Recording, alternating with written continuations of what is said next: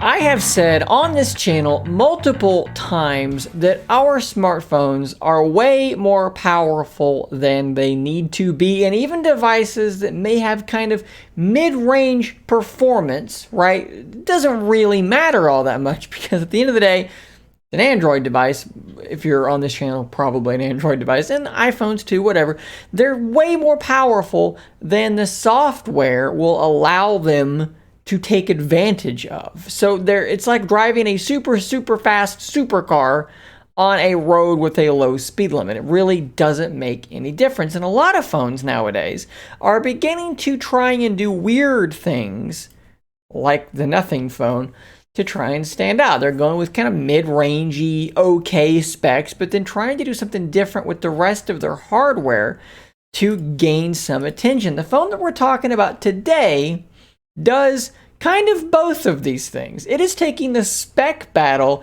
to the absolute umpteenth degree, but then also doing really super weird stuff with their hardware on top of that, because why not? We're talking about a phone with a 6.78-inch AMOLED display that is very large, running at 165 hertz refresh rate, which is absolutely ridiculous. Snapdragon 8 Plus Gen 1, so the newest, fastest thing around.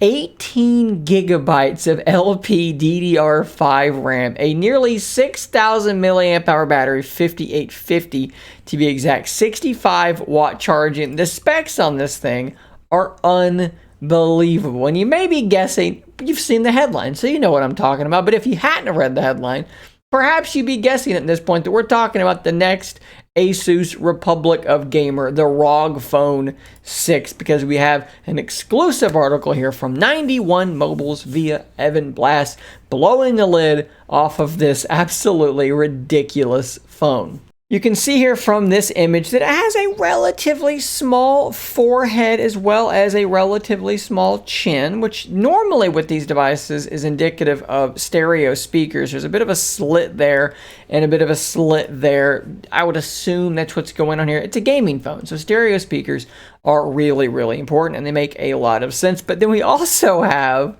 whatever you'd want to call this thing. I'm sure they have some name for it, but this monstrosity is going to snap to the back of this phone.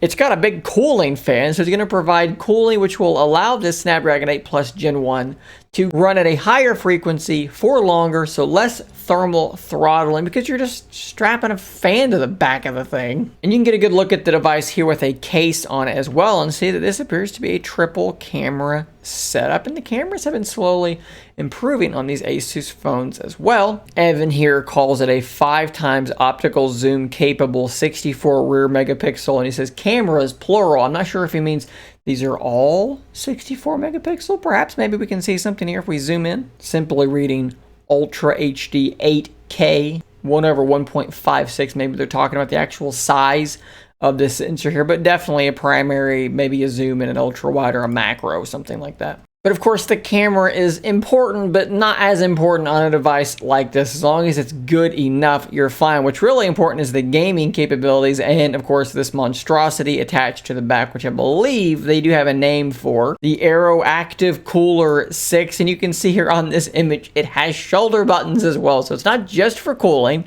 It's also a stand, but it also, like I said, has shoulder buttons. And a lot of times what happens with things like this is there will be an included software wherein you're playing a game that has an on-screen button for you to press, and this software allows you to drag a little button onto that button, and when you hit your shoulder button, the game thinks you are touching the screen in that place, so the shoulder buttons become basically universally compatible. I would assume Asus has something like that going for this shoulder button controller stand fan combination thing. It's honestly wild to me that this is not just a space that seems to be thriving, but they're pushing things to this degree, like to get this level of potential performance longevity in mobile games is really impressive. And that's kind of the big thing for mobile gaming. Most of these phones are really fast, right? Like even the lowly Surface Duo is quite fast with a Snapdragon 888 on board, but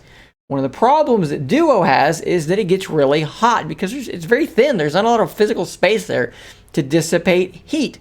So what a lot of these companies are doing is they're really innovating in that space of heat dissipation. So it's not necessarily, yes, this thing is extremely fast because of the system on a chip that is on board. But there will be other devices with the same SoC. This will outperform them because you can buy this accessory, this fan, to keep it cooler than the other devices will. So while their peak may be similar, other devices will get too hot. They will thermally throttle. This one probably isn't going to do that. Well, you would think, based on this monstrosity attached to the back of it. Guys, thanks for watching. Don't forget to subscribe on your way out. I'll see you on the next one. And until next time, stay nerdy, my friend.